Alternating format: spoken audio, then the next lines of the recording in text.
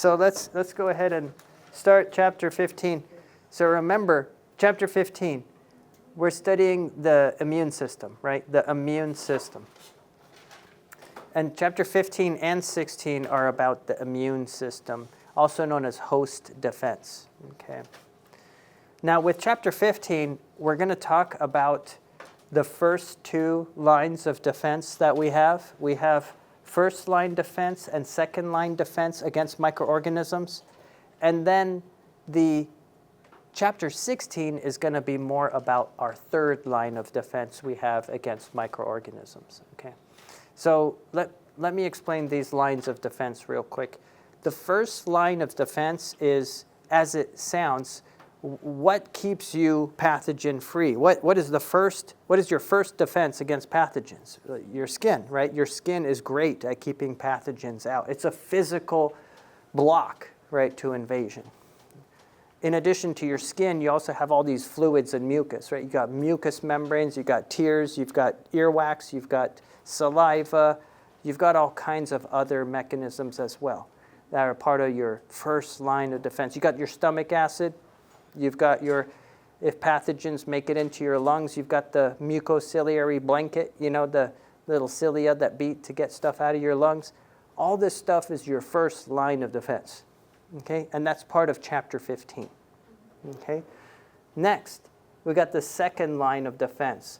Let's say things get into your system.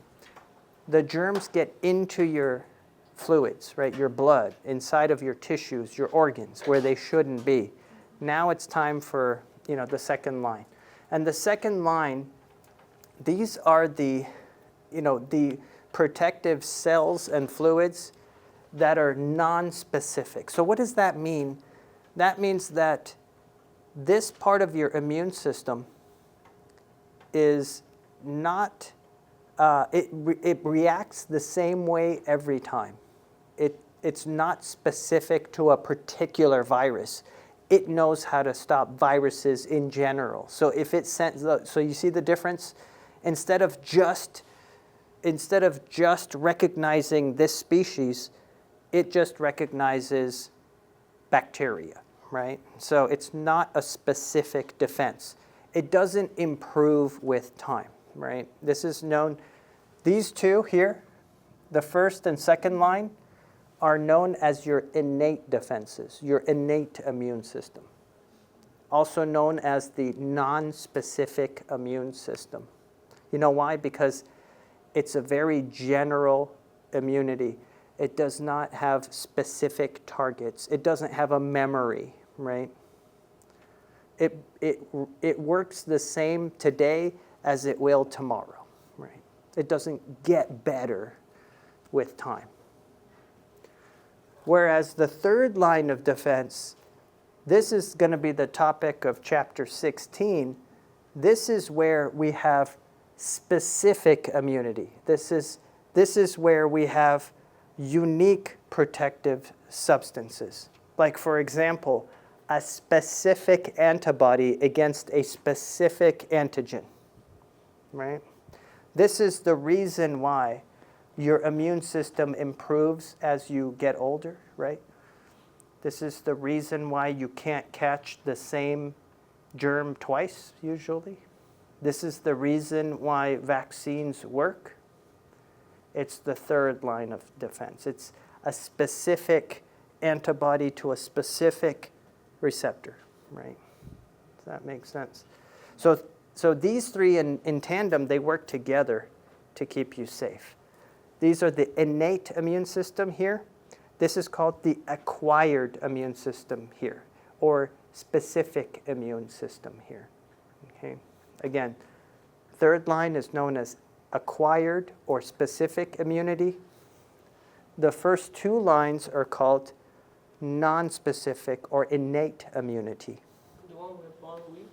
The one you're born with, yeah. The one you're born with is innate, and then upon each time you get exposed to a new pathogen or vaccine or substance, you build your acquired immunity. You build this. This builds over time and improves over time. these function the same way over time, right? You see, that's why chapter 15 is about the first two, and chapter 16 is about the last one, okay? But they all go hand in hand to keep you safe. They all go hand in hand to keep you safe. So over time you become like resistant to... That's how you become resistant to germs. All of these things need to be working in concert, right? So you see here, the first line is part of your innate immune response. The first line and the second line. The first line, remember, it includes your physical barriers, even your microbiota. Remember I said you have these helpful microbes in your gut lining? Even they are helping to be a physical barrier, because without them, things like C. diff could take over. Chemical barriers, remember I told you about this, your tears, your earwax, your stomach acid, even your sweat, right? All of these things are antimicrobial, right? But if you pass the first line, we enter the second line, again, which is part of the innate immunity. This includes phagocytes. Remember, these are the white blood cells that can phagocytose. They can engulf foreign invaders. So the phagocytes include, we're going to talk about this, but they include neutrophils, macrophages, dendritic cells, right? These are all part of the innate immune system. And then inflammation, right? Inflammatory response. That's part of the innate immune system. Fever. Other antimicrobial products like enzymes or proteins as well. Okay? So all of these are part of the innate immune system. They don't have a memory. They don't improve with each exposure to a pathogen, right? They function the same way today as they will tomorrow, right? However, the third line of defense is called acquired immunity or specific immunity. This is the one that has specific host defenses that must be developed for each microbe through these specialized white blood cells. And you know which specialized white blood cells they're referring to? The B cells and the T cells. If you've ever heard of B cells or T cells, that's the realm of the acquired immunity. That's their realm. Okay. So chapter 16 is mainly going to be about B cells and T cells, whereas chapter 15 is going to be about all the other white blood cells. Okay. The second line of defense, Dr. D. Yeah. You added fever to it. I don't get that. Well, fever is a line of defense. When your body enters a fever state, it is antimicrobial in its nature. It prevents microbial growth. Fever in and of itself is microbiostatic. It prevents microbial growth. So when your body triggers fever, your body wants to have fever. Your body triggers fever when you have an infection. It resets your hypothalamus to a higher setting, right? And so by having a higher body temperature, it actually helps sequester iron in your blood. Your blood becomes hypophoremic. And when that happens, it's harder for microbes to gain access to iron, and it actually helps prevent the spread of germs. Yeah, it's pretty interesting. So yeah, it's part of the innate immune system for that reason. So again, immunology is the study of the immune system and these three lines of defense. We're studying all the different white blood cells. The white blood cells are involved in the immune response. And what is the job of the immune system? It's to surveil for pathogens or foreign entities, recognize foreign material, destroy foreign material. That's the job of a healthy immune system. And we're going to talk about this in a lot more detail. Okay. This is what those phagocytic cells do, by the way. This would be an example of a phagocytic white blood cell. Remember neutrophils, macrophages, dendritic cells. They have receptors on their surface. See these little things that look like little Ys? These little receptors are known as PRRs, or pattern recognition receptors. These receptors recognize very cookie-cutter patterns that are frequently found on pathogens. Okay, so for example, do many pathogens have peptidoglycan on their surface? Bacteria, right? Bacteria have peptidoglycan on their surface, right? So is that a common pattern? So your white blood cells have receptors that recognize peptidoglycan, right? And that's a very good pattern to recognize, because if you have any kind of bacteria, you're going to recognize that peptidoglycan, right? And so again, the receptor is called the pattern recognition receptor, and it recognizes what? Patterns, right? Like peptidoglycan. Those patterns are called PAMPs, pathogen-associated molecular patterns.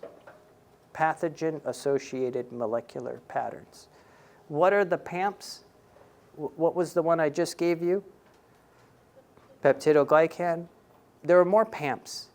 For example, flagellin, the flagella, it is recognized as well as a PAMP, right? So there is a pattern recognition receptor for flagella.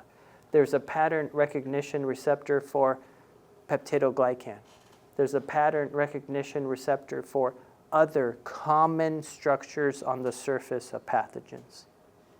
You don't have to be a specific pathogen to be recognized. You just have to have one of these common structures on your surface. Okay? And so what happens when a receptor recognizes a pattern or a PAMP? It triggers phagocytosis, the plasma membrane wraps around, internalization as a food vacuole. You fuse the food vacuole with the lysosome, and what do you think happens? You digest the pathogen. So phagocytes recognize patterns called PAMPs with their pattern recognition receptors. They then phagocytose that foreign material, whether it is a virus or a bacterium.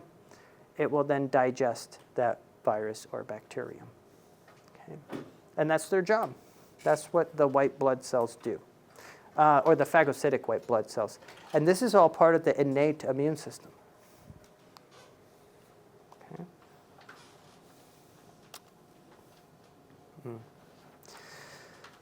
So again, what are the white blood cells tasked with? Searching throughout your body, looking for potential pathogens to destroy. Right? Should these white blood cells be able to identify self? That means yourself. Well, they shouldn't respond to yourself, should they? Right? They should be able to recognize self from non-self, right? Because do you want to attack self and destroy self? No, that's called an autoimmune disease, right? So an autoimmune disease is when your white blood cells, they're seeing your own cells, like your own liver, and thinking it's foreign, right? Thinking it's an intruder and trying to attack those hepatocytes, attack that liver, right? A healthy immune system recognizes self from non-self, right? It should not kill your liver. It should kill the bacteria in your blood, right?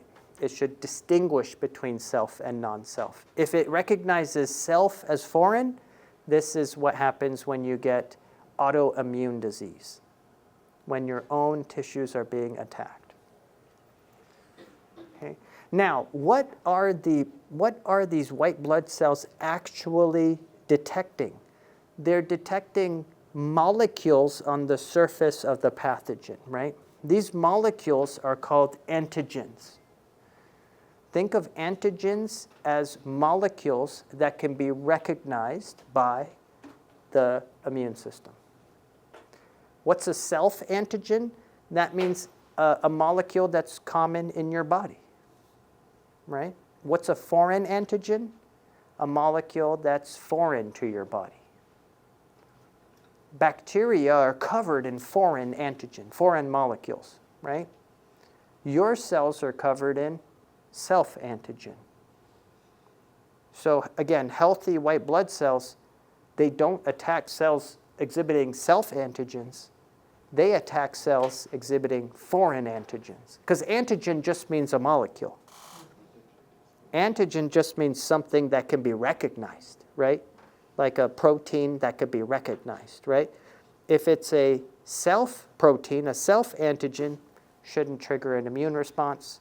Foreign antigens like peptidoglycan should trigger an immune response. That's a healthy immune system. And antigens can be composed of proteins, they could be sugars, but the best antigens are proteins. The immune system is very good at identifying foreign proteins, foreign antigens. Antigens are molecules that can be recognized by your immune system. And these could be self-antigens, which the immune system should not respond to, and foreign antigens, which the immune system should respond to. An antigen could be any molecule on the pathogen, any molecule.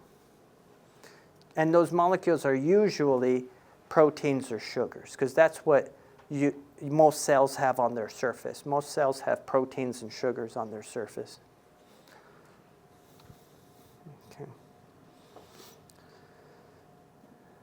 Okay, we already talked about this. Foreign substances should be recognized and dealt with. If self antigens are attacked, this leads to autoimmune disorders such as rheumatoid arthritis. This is when the body attacks its own joints and tissues. And there are many different types of diseases that are actually examples of autoimmune disorders. And again, remember, the phagocytic white blood cells have receptors called pattern recognition receptors, right? They've got these receptors, and those recognize what? The PAMPs, right? The pathogen-associated molecular proteins, right? Or pathogen-associated molecular patterns on the surface of pathogens. So an example of a PAMP is peptidoglycan, and that would be recognized by a receptor on a phagocytic white blood cell, right?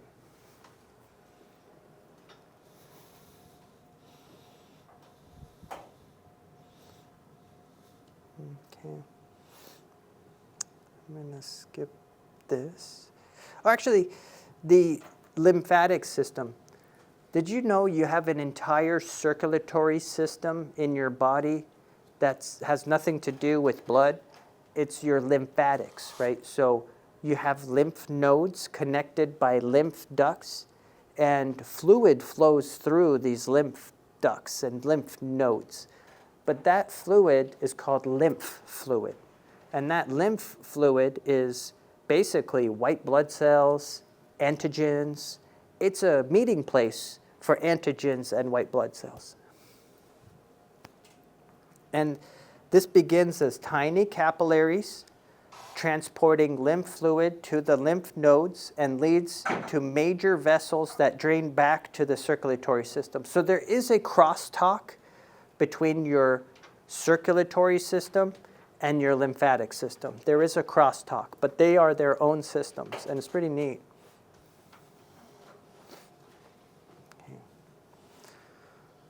Again, what's lymphatic fluid? It's the fluid that flows through the lymph network, the lymph nodes, the lymph ducts, the lymph vessels. This lymph fluid is called lymph. It's a plasma-like liquid, and it contains white blood cells and antigens. It can also transport fats, cellular debris, other infectious agents. Again, it's a great opportunity. Your lymph is where foreign antigen will likely meet a white blood cell, right, to be eliminated. This is why, for instance, if I have a ear infection, the closest lymph node would likely swell, right? The closest lymph node would likely swell if I have an ear infection. Why? Well, because these white blood cells that are traveling in these lymphatics are going to sense this infection, and they're going to proliferate, and they're going to send cells over, and there's going to be a whole battle that goes on between my white blood cells and those pathogens close by. So yes, because the lymph nodes and the lymphs, this is where the white blood cells congregate, these become inflamed, right? These become swollen during an infection, because one thing that happens during an infection is white blood cells proliferate, right? The B cells and the T cells proliferate. And when they do that, they make the lymphs bigger, the lymph nodes bigger. Okay. Again, here we could juxtapose. See, on the left you have the circulatory system with, arteries and veins, right? Transporting blood away from the heart towards the heart. And on the right you have a whole nother circulatory system, the lymphatic system. And see all these there's nodes. Nodes are like big nodules. And then there's ducts. Ducts link the different nodes to one another. And lymph is what flows through this network. Lymph is what's flowing through these green vessels here on the right. Okay? And so, again, it has a whole nother function. Your circulatory system is to transport oxygen around and things like this. Your lymphatic system is to transport white blood cells around, right? And give them a chance to find antigens to attack, foreign antigens to attack. And you see, these are showing you where the nodes are. See, inguinal nodes, pelvic nodes, you've got cervical nodes, thoracic nodes.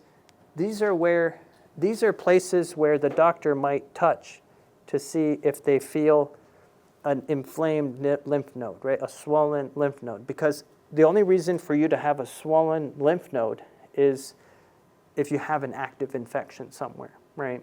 And usually the infection is somewhere close by to where the inflammation is, unless it's a systemic infection in which you're going to have a bunch of inflamed lymph nodes. So what are the lymphoid organs? Okay. These are organs that perform lymphoid functions. They have something to do with, your immune system. The primary lymphatic organs are known as the red bone marrow and the thymus. So you got bone marrow, right? I told you guys about your bone marrow. That's a very special site because it houses these stem cells. These stem cells are called hematopoietic stem cells. Hematopoietic stem cells are the stem cells that give rise to your blood. So if your body needs more blood, your bone marrow makes that blood. Okay. And it doesn't matter if it's red blood cells, white blood cells, they all originated from your bone marrow, the stem cells in your bone marrow. Okay. And by the way, we're going to mention this again. We're going to mention this in chapter 16, but there are white blood cells in your body called B cells, and then there are white blood cells called T cells, okay? We're going to talk about those a lot. But one thing you should know is not only are B cells and T cells, they're born in the bone marrow, right? But B cells mature. It's called maturation. B cells mature in the bone marrow. T cells mature in the thymus.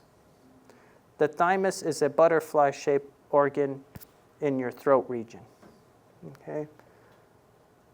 B cells mature in the bone marrow. T cells mature in the thymus. but both of them originate from the bone marrow, right? In fact, all your blood cells originally came from the bone marrow. And what are secondary lymphatic organs? These are places where those B cells and those T cells hang out. Okay? Lymph nodes. The spleen is actually a great hangout location for B cells and T cells. They live in the B cells and they live in the spleen. Salt, MALT, and GALT, these are just lymphoid tissues. So salt is skin-associated lymphoid tissue, gut-associated lymphoid tissue. There's a bunch of them. There's basically, where is the lymphoid tissue close to? Is it near the skin? Is it near the gut? There's a bunch of different locations. MALT is what? MALT, What does it mean? MALT is, I'm going to say mucus, but I looked it up. is it mucus? Yeah, mucus-associated lymphoid tissue. So there's all kinds of lymphoid. It just means, you see the lymphoid, the lymph nodes and all. If it's close to the gut, it's GALT. It's the gut-associated lymphoid tissue. If it's close to the skin, it's salt. It basically just means your lymphatics, right? It's your lymphatics. And this is your thymus, right? Where's the thymus? Why is it? Well, here it is. It's a triangle-shaped, butterfly-shaped organ, right, in your lower throat, chest, upper chest area. All right, we might as well go ahead and start real quick. I pulled up the YouTube channel because there's some helpful videos on here. If you go to the main YouTube channel, and then you go down to Concepts Explained. This is a playlist called Concepts Explained right here, see? If you click on that, there's like a list of different videos, and at the bottom, these are some good videos here. And some that you may want to know are these ones here, like this one here called How Natural Killer Cells Work. That's a good one because natural killer cells are part of the innate immune system. MHC1 versus MHC2 explained. That's important to the immune system. And I don't know why, but there's two of these. Or it's duplicated, so I'll try to remove one of them, but that's the same thing. Antigen presentation via MHC1 and MHC2 explained. Well, this has to do with chapter 16, but chapter 15 has to do with these videos up here. Okay. Yeah, so if you want to watch those and summarize them, then they'd be good for 2 points apiece. If you want to do bonus, right? Like bonus stuff. So watch and summarize. And by summarize, I mean draw it out and label. You could draw it out, label. How natural killer cells work. MHC1 versus MHC2. No need watching both of these. They're both the same, right? Antigen presentation. Helper T cells and B cell activation and antibodies explained, right? All of these are good. There's what, 5 videos then? 1, 2, 3, 4, 5, right? Because these are double. So that's 10 points of extra bonus that you could earn by watching and summarizing those videos. And those videos will help you with chapters 15 and 16. Yes? So you just draw the picture? Yeah, draw the picture and label. Yeah, draw and label, yep. And then turn in those drawings, whenever you have a chance. I don't have a firm due date on those. Okay? And they will help you to understand better how the immune system works. These videos will help you to understand exactly what your B cells are doing, what your T cells are doing, what your natural killer cells are doing, what antibodies are, that kind of stuff. It's good stuff to know. And remember, just go to the main YouTube channel and click on Concepts Explained, and then scroll all the way down. That's how you find those videos. Awesome. So let's keep going. All right, let's keep going.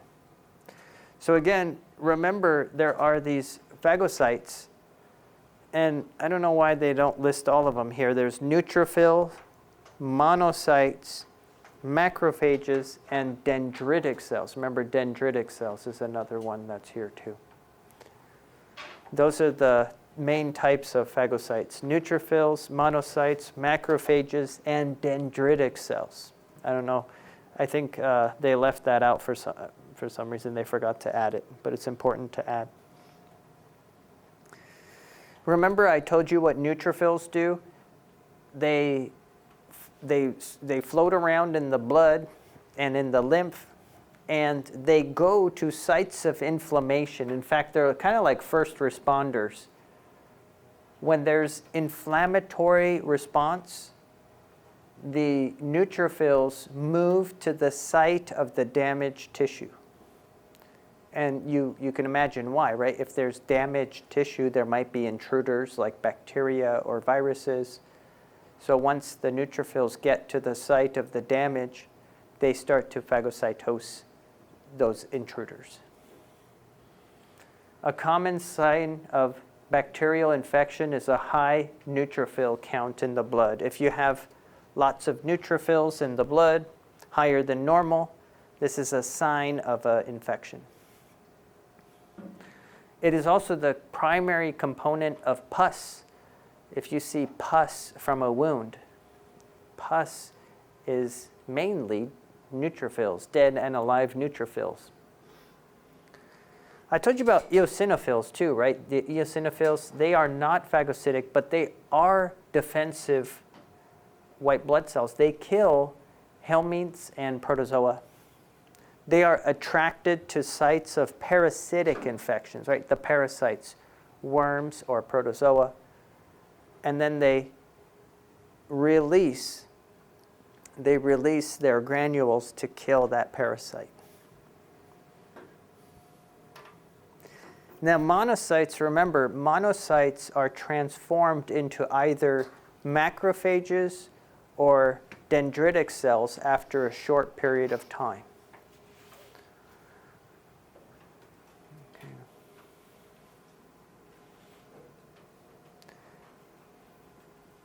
And look what it says at the bottom here. It says not only are macrophages and dendritic cells, for that matter, dynamic scavengers, but they also process foreign substances and prepare them for reactions with B cells and T cells. So we're going to learn all about this when we learn about a concept called antigen presentation. Okay, it sounds fancy, but it's actually really neat. It's a link between the innate immune system, chapter 15, and the adaptive immune system, chapter 16. There's like a handshake that happens between the two. There's a link that happens between the two. And that link is called antigen presentation. So something that the macrophages and the dendritic cells do speaks to the B cells and the T cells to get them involved. Right? That's called antigen presentation. I'll explain antigen presentation in more detail in a little bit. And it's explained in the videos I just showed you too. So let's talk about phagocytosis and the steps of phagocytosis. Remember, the phagocytes are monocytes, dendritic cells, neutrophils, and macrophages, right? Those are the phagocytic cells. Those are the main ones you should remember. Phagocytosis occurs in steps. First is chemotaxis. Remember what chemotaxis means? Directed cell movement, right? Cells move towards some kind of attractant, right? if there is tissue damage over there, if the skin is broken over there, that's going to send signals. Cytokines, remember? Cytokines. And do you know what that's going to do?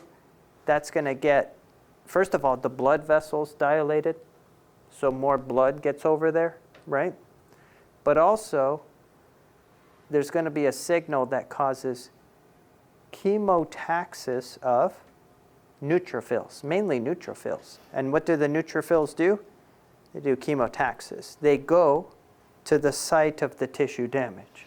Does that make sense?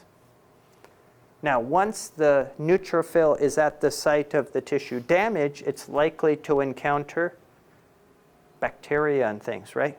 Foreign invaders. And then it triggers what?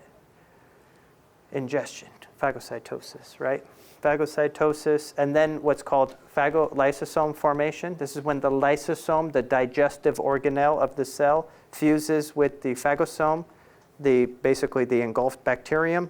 You know, now you've got enzymes mixed with bacteria, so you destroy the microorganism, the bacteria, and then you excrete through exocytosis. You excrete that waste.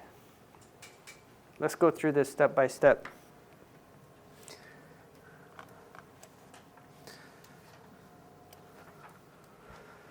So again, the phagocyte, it undergoes chemotaxis. It moves to the site of infection and tissue damage. It then encounters the bacteria. You remember how? It has receptors on its surface called PRRs, pattern recognition receptors, that recognize PAMPs, remember PAMPs, pathogen-associated molecular patterns, patterns like peptidoglycan or flagellin, you know, something that's common on a surface of a bacterium. That means the receptor binds to the bacterium, triggering what? Phagocytosis, engulfment. Once you are engulfed, the bacterium come inside of a food vacuole, right? That's called the phagosome. The phagosome is like a food vacuole full of bacteria. Now what? We need to digest that bacteria, right? So the bacteria, the phagosome fuses with a lysosome. Do you guys remember lysosomes? It's an organelle. It's a little vacuole full of hydrolytic enzymes, enzymes that break down organic matter, right? So the lysosome fuses with the phagosome, kind of like this. This is the lysosome full of enzymes. This is the phagosome full of bacteria. They meet, and look, you know, it just kind of becomes one big vesicle. Now what have you done? You've mixed enzymes with bacteria. So that's called the phagolysosome, right? Phagolysosome, because it's the phagosome plus the lysosome, phagolysosome. That breaks down the bacteria. And then what do? Exocytosis of all the debris, right? You release the debris. Okay? These are what your white blood cells are doing all the time. Your white blood cells are undergoing these steps of phagocytosis. And again, what are the white blood cells recognizing? They're recognizing PAMPs.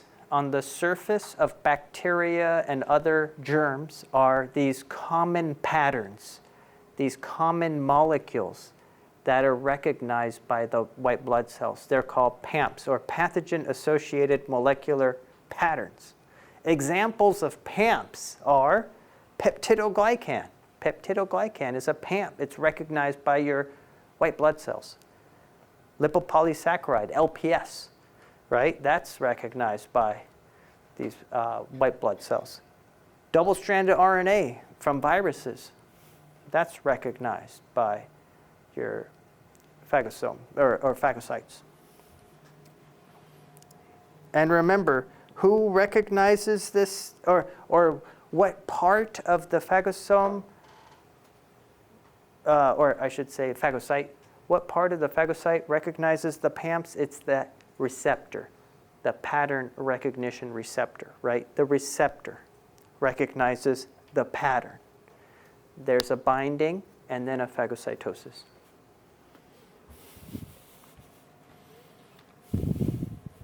Okay. These are those receptors. The pattern recognition receptors. These are the receptors on the surface of your white blood cells, on the phagocytes. These PRRs, these receptors recognize patterns, or PAMPs. They're responsible for binding to the pathogen and then triggering phagocytosis.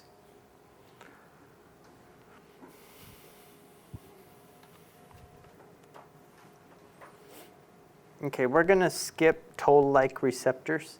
Let's skip this one. I told you what the phagolysosome does. When the phagosome and the lysosome fuse, there's digestion that destroys the ingested material. Death occurs within 30 minutes. The bacteria is digested and destroyed within 30 minutes of getting phagocytosed by a white blood cell.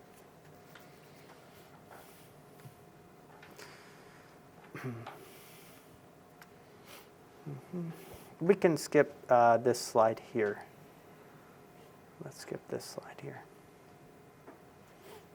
Okay, now let's talk about inflammation. With inflammation, when you have inflammation, this is a common reaction to any kind of traumatic event in the tissues. Tissue damage itself can trigger an inflammatory response. And these are the signs and symptoms of inflammatory response, of an inflammation. Rubor, Calor, tumor, dolor, and loss of function. These are the signs and symptoms of inflammation. So let's talk about what these terms mean. Rubor refers to redness.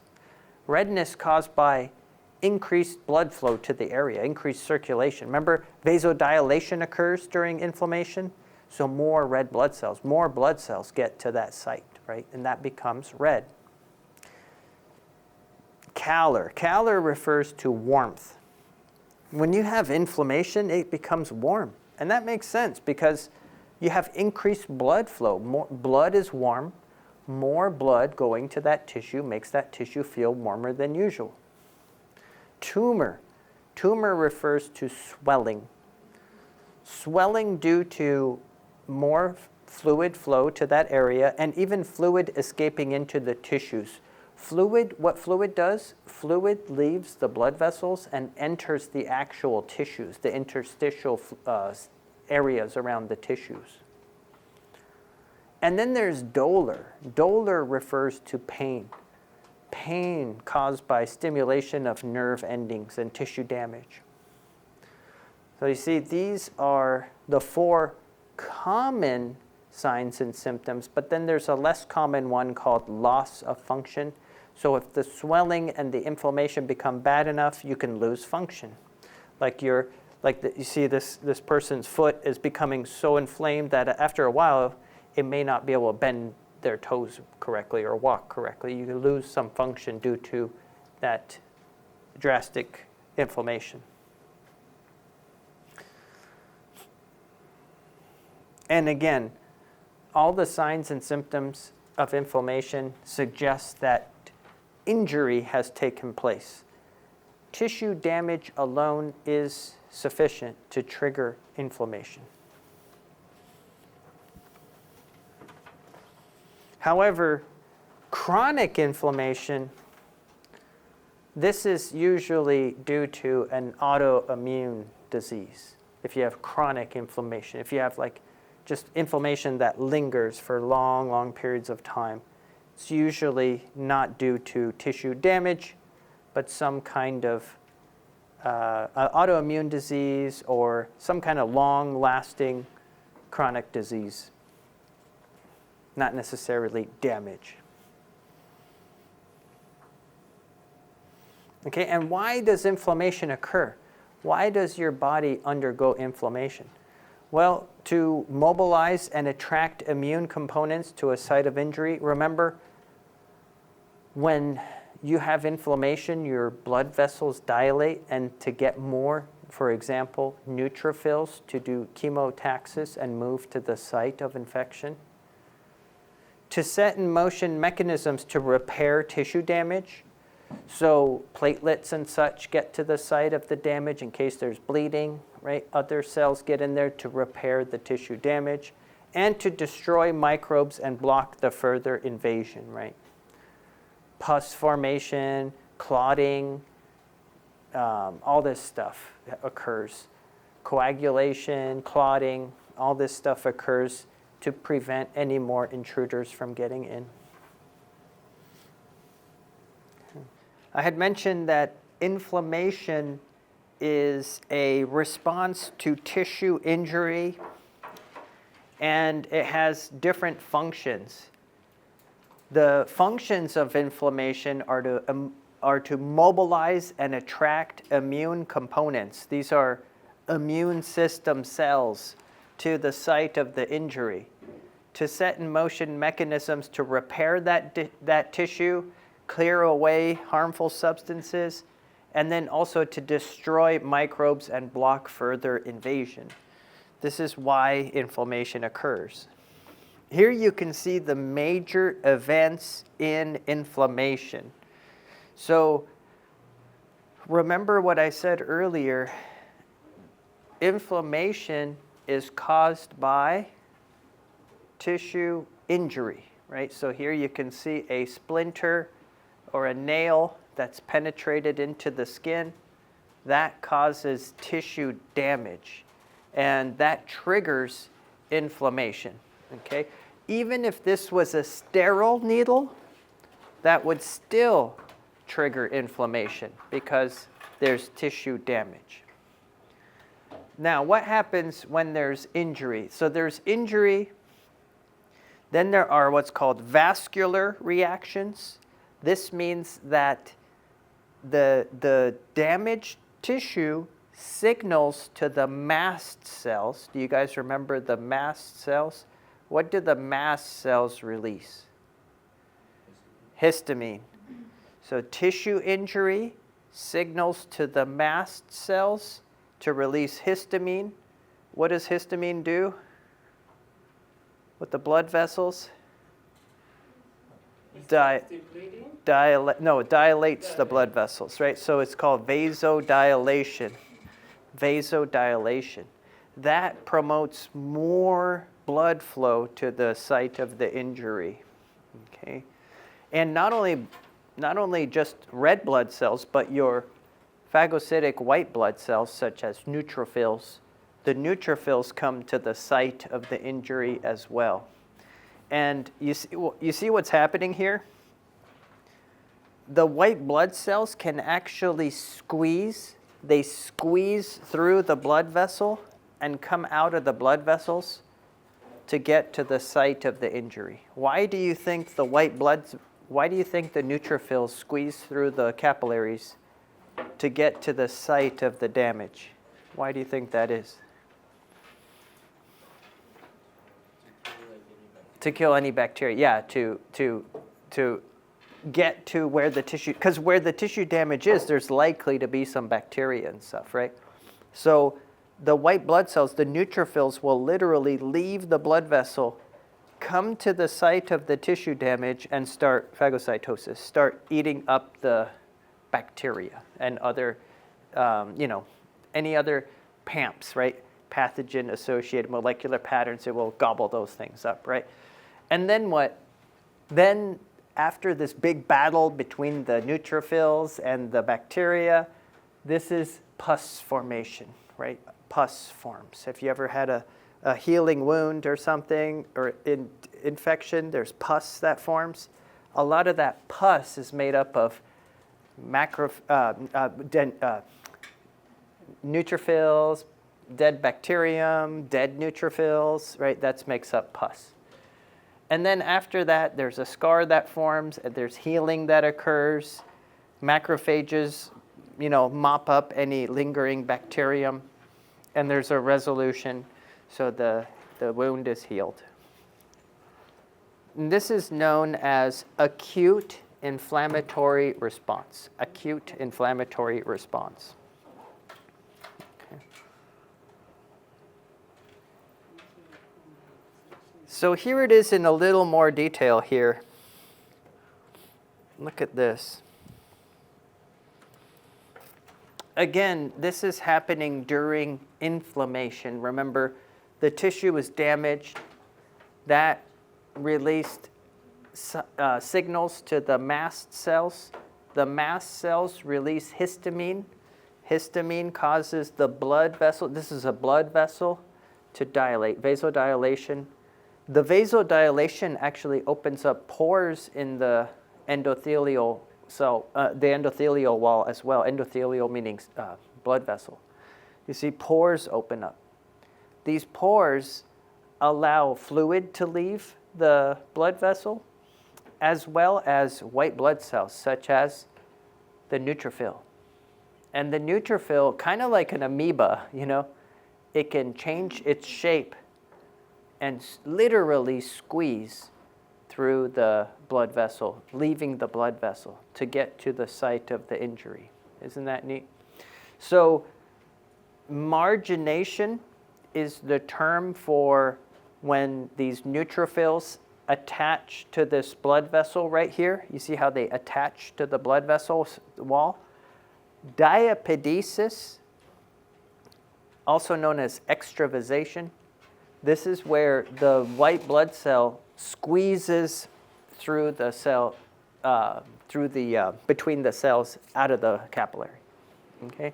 Margination, neutrophils line up along that endothelium. Diapedesis or extravasation, they squeeze through to get to the site of the injury, to phagocytose those invaders. Okay. And by the way, what's driving these white blood cells to get to the site of the infection? These are called chemotactic factors. Remember chemotactic factors? They drive not chemiosmosis, but directed cell movement, right? Chemotaxis. You guys remember chemotaxis, directed cell movement? Well, the tissue injury releases chemotactic factors, which cause the white blood cells to go to that site. They do taxis towards that site of tissue injury.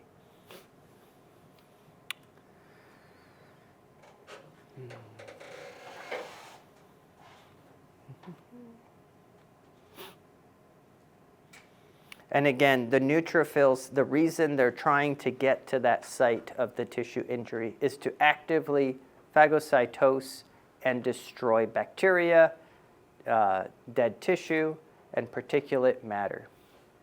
And this forms pus. This forms pus. Pus is a whitish mass of cells, liquefied cellular debris, and bacteria. This is a sign that there was some kind of infection and a response to that infection.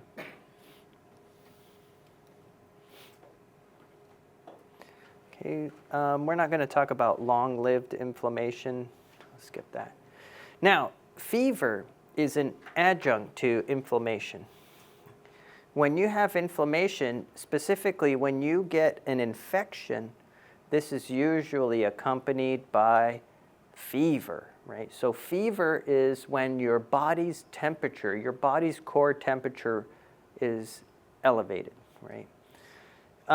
Normal body temperature is 37 degrees C, right? Or how many Fahrenheit? Who knows? No, 98.7-ish. Yeah, 98.7 Fahrenheit, 37 degrees C, right? So when you have a fever, this is abnormally elevated above that, right? So a low-grade fever, you went from 37 degrees C to 38. This is about 100 to 101 Fahrenheit. This is known as low-grade fever.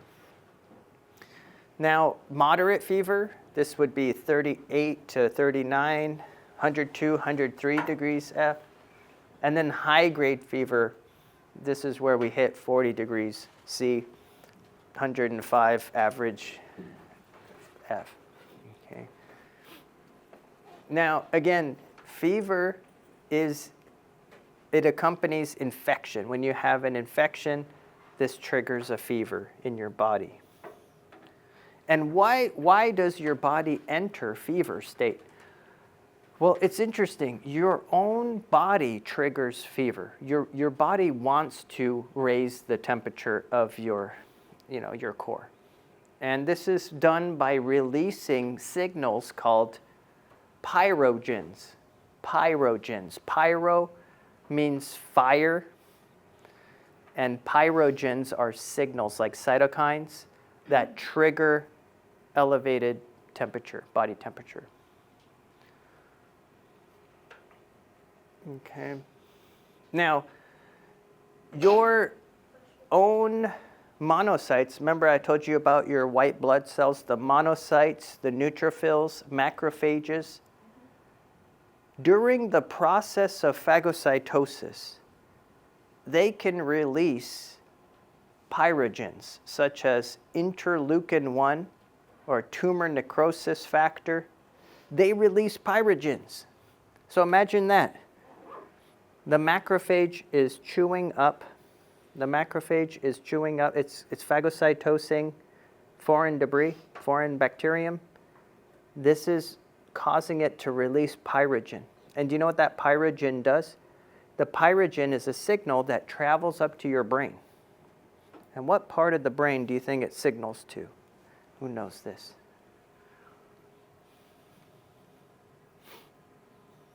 The hypothalamus? Yeah, very good. The hypothalamus. Exactly right.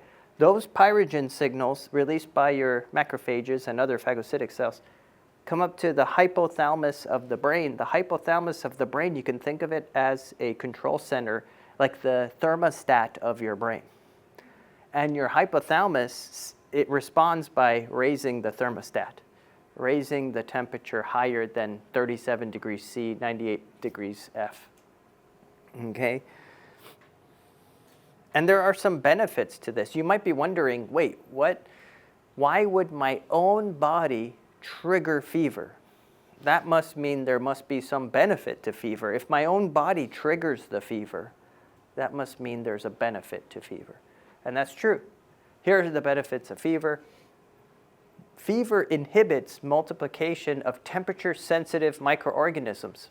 Remember, many organisms, mesophiles, they grow best at 37 degrees C. This is why we incubate so many different substances at 37 degrees C, right? But if you put those same bacteria at 40 degrees C, what would happen? They would grow slower. They would grow slower. Does that make sense? So you actually slow them down by raising the body's temperature. Isn't that neat? So, because it's outside of that optimal range. It's not the optimal cardinal growth temperature. It also impedes the nutrition of bacteria by reducing the availability of iron. Bacteria need to get iron as a cofactor to grow. Okay? Iron is an important nutrient. Does that make sense? And when you have a fever, this causes what's called hypopheremia. Hypo, low, fer, iron. Emia means in the blood. Low iron in the blood. Hypopheremia. When you have a fever, your body, your blood has less available iron for bacteria. That means the bacteria have to grow slower. So not only is it too hot for them to grow at their optimal rate, but they also can't get the iron they need as a nutrient to grow at that optimal rate as well. So it like doubly slows them down, right? Does that make sense? And then what else? It also increases metabolism and stimulates the immune reactions and naturally protective physiological processes. So it speeds up hematopoiesis. What does hematopoiesis mean? formation of more blood cells. Actually, hematopoiesis is not just making more red blood cells, it's making more blood cells, white blood cells, red blood cells, platelets, everything, right? So now your body's making more blood. That means more immune cells to fight the infection. It also speeds up phagocytosis, gobbling up of bad guys, and other adaptive immune reactions. It also increases the ability of specific lymphocytes. Lymphocytes are B cells, T cells, natural killer cells, to home in on the sites of infection. Okay, so you see the benefits of fever. Your own body wants to have a fever when you have an infection, right? Your own body triggered that fever because of the benefits that the fever, has. So because of this, for treatment of fever, it's difficult to determine whether to suppress the fever or not. More and more clinicians they debate, should we let the fever ride out or should we try to suppress the fever? Because now we know more and more about the benefits of fever. Does that make sense? When I was a little kid, they didn't know this so well, so anytime a kid had a fever, they would try to put cold press on their head and try to cool their body down, and they thought it was a really terrible thing to have a fever. You know what I mean? Nowadays, they're realizing, oh wait, there's actually a reason why there's a fever, and we should just let it play out. Unless what? Unless it gets out of hand. With the high grade fever, I was saying above 104, at that point it's like, oh my gosh, that high grade, that super high temperature is going to do more damage to the body than its benefit. Does that make sense? So usually nowadays, if it's a low grade fever, it's okay, just let it play out. No, we don't need to try to control the fever. But if it becomes a high grade fever, it's like, okay, we need to start taking some measures to cool down the body and counteract the fever. Okay. All right, moving on to one of your other parts of your innate immune system. This is really neat. This is known as your interferon response, and it's a innate response to a viral infection. It's your body's natural response to a viral infection. Okay. So let me show you how it works.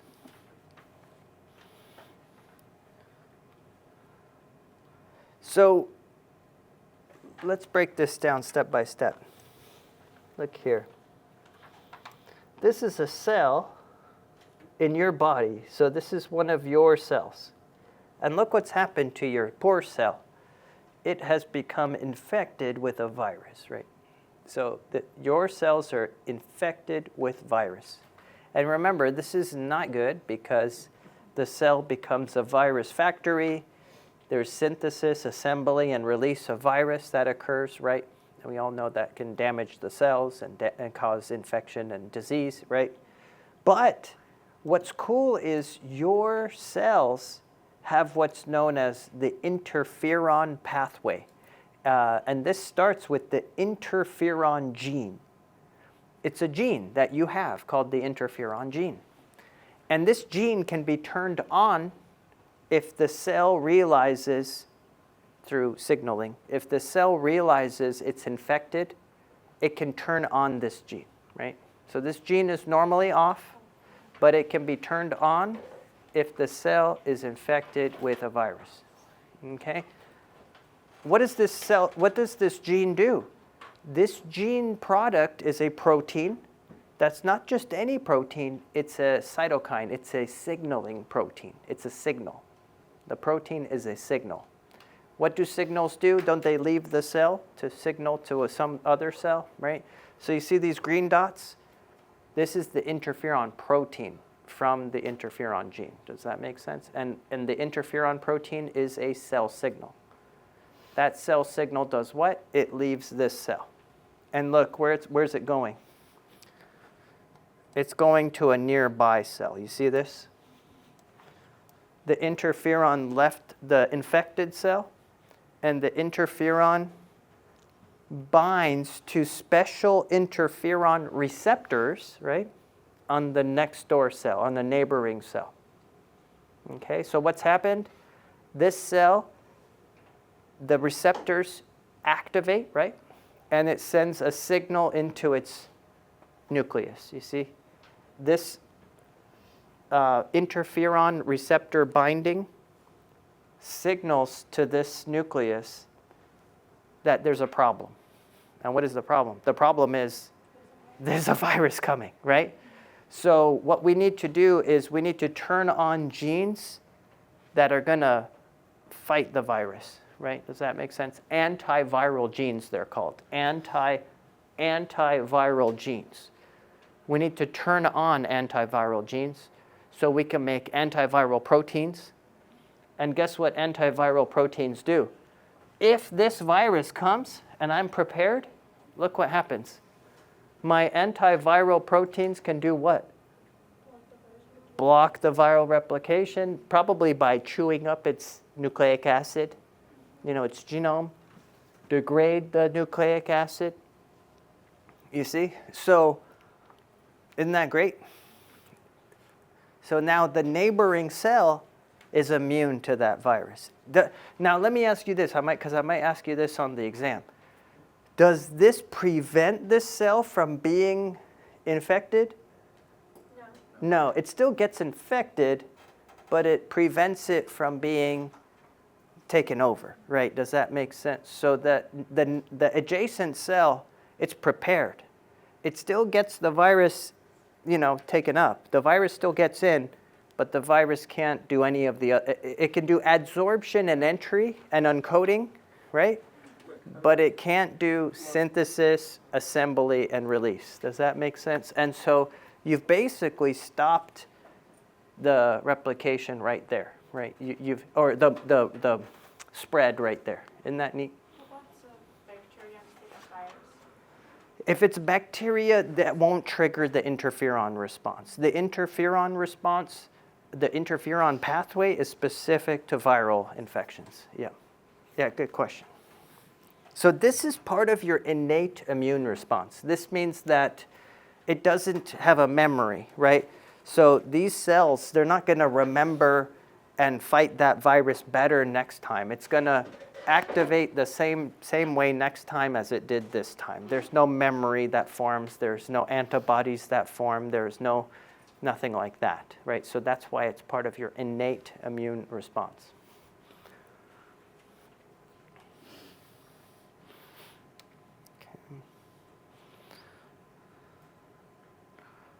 This is an interesting little note from the book, which I just want to share with you about COVID, right? SARS-CoV-2, the virus that causes COVID. See what your textbook says about the antiviral interferon response to COVID and how that could play a role. Interferon deficiency. This means that your body's not doing the interferon response properly, right? Does that make sense? The thing I just showed you. Interferon deficiency could cause some people to become much sicker when they are infected with SARS-CoV-2, right? The virus that causes COVID. And that makes sense, because if that virus gets into your cells, let's say you breathe it, it's in your upper respiratory tract, it starts infecting these cells. Well, guess what? If those cells have a robust interferon response, they can signal to the next, throat cell or upper respiratory cell, hey, don't let yourself get taken over. And then what does that do? It limits the spread of that infection, right? It makes it so that you fight it off much faster and easier with much less symptoms and signs, right? Does that make sense? But if your interferon pathway is compromised, right, or deficient, then what? Then, it can spread and spread and spread, right? Does that make sense? And it could be much worse outcomes to that COVID infection. Okay. All right.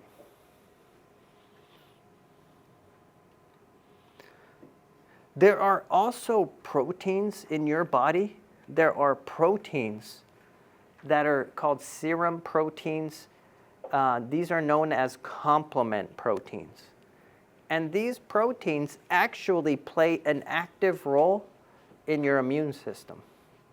It's pretty interesting, because when you think of your immune system, what do you think of? You think of white blood cells, you think of macrophages, B cells, T cells.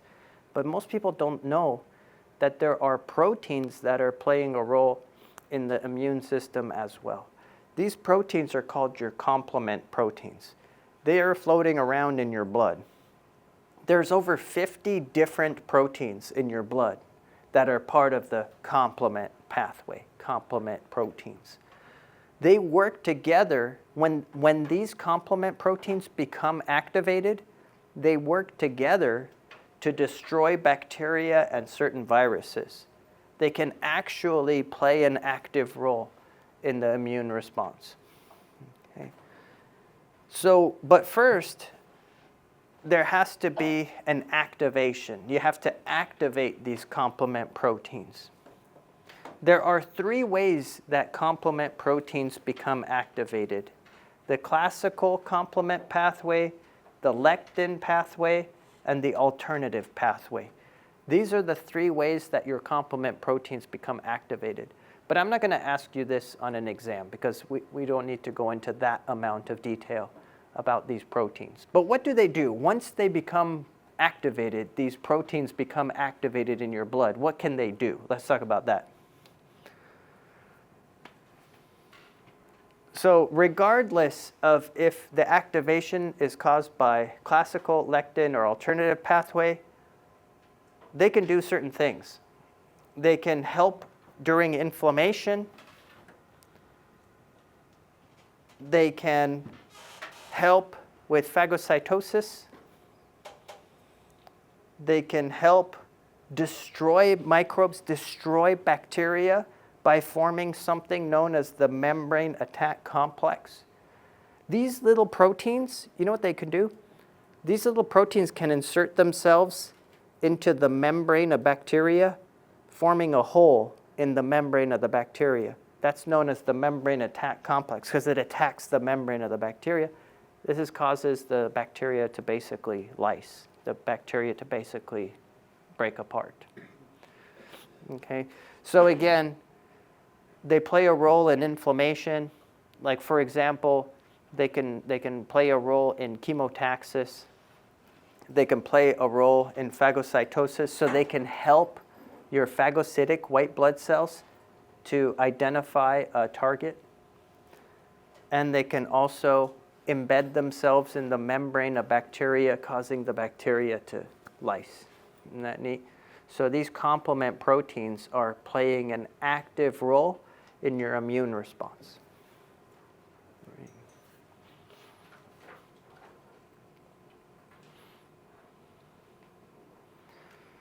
Okay.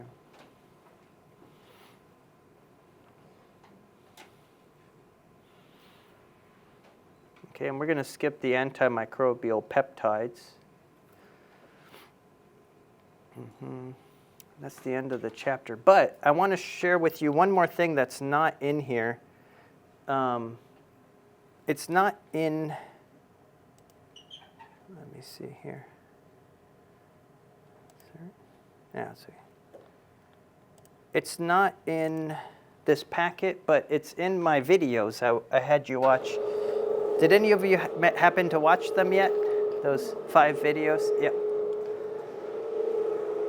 There's another one that I want to talk about, but it's not, I don't know why they don't mention it here.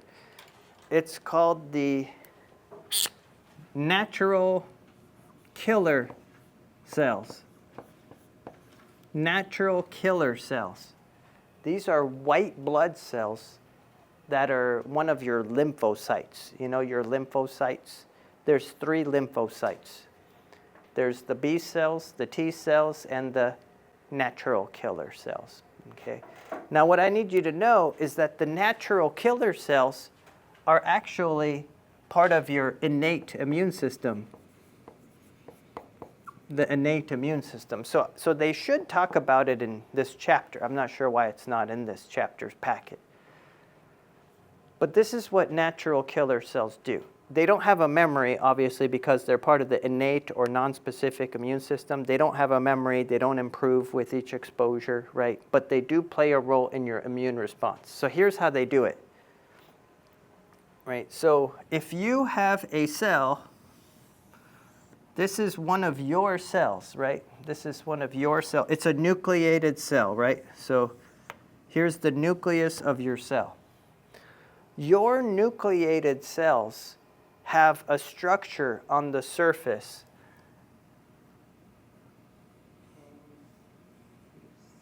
this is called MHC1, right? All of your nucleated cells have proteins on the surface called MHC1 proteins. Fair enough? So if skin cells, liver cells, heart cells, brain cells, they all have MHC1 proteins on their surface. And the job of the natural killer cell is simple. Its only job is to go, and this natural killer cell just checks to see, does this cell have MHC1 or not, right? That's all it does. It checks this cell. Okay, this cell has MHC1, it goes to the next cell. This cell has MHC1, it goes to the next cell, right? That's it. That's its whole job. But here's the thing. Why would one of your cells not have MHC1 on the surface if it's sick, if it's infected or sick or something is wrong, right? Your cells are programmed to bring their MHC1 inside if the cell gets sick. And what do I mean by sick? Infected with virus, infected with bacteria, even if it's becoming a cancer. Did you know, like, a cell that's becoming what's called transformed, the cell's becoming a cancer, it could realize that it's becoming a cancer sometimes, and it can internalize its MHC1, right? So all of these are bad, right? Like, you don't want cells that are going to become cancers. You don't want cells that are infected with virus. You know, this is not good, right? So when natural killer cell sees that here's one of your cells without its MHC1, what does it assume? It assumes that cell is in distress. There's something really wrong with that cell. So why not do what? Why not kill that cell, right? So it kills that cell. So what do natural killer cells do? Simply screen your cells, your nucleated cells for MHC1. As long as MHC1 is present, you're good. If MHC1 is internalized, then it assumes the worst, it destroys that cell. And like I said, the natural killer cell is a lymphocyte, but it's the only lymphocyte that's not involved in chapter 16, the next chapter. It's not involved in the adaptive or specific immune response. You know why? Because all it cares about is MHC1 there or not, right? It's not remembering things. It's not getting better. You know what I mean? That's why it's part of this chapter, the innate immune response, right? Questions about that? You understand? And that's the topic of one of my videos I had you guys watch. Those immunology videos is how do natural killer cells work? And this is how they work. It's very straightforward, hopefully. All right, questions about that? All right, and that's pretty much the end of this chapter. So let's take a little break, and then we'll come back for the final chapter, right? Awesome. Let's do that.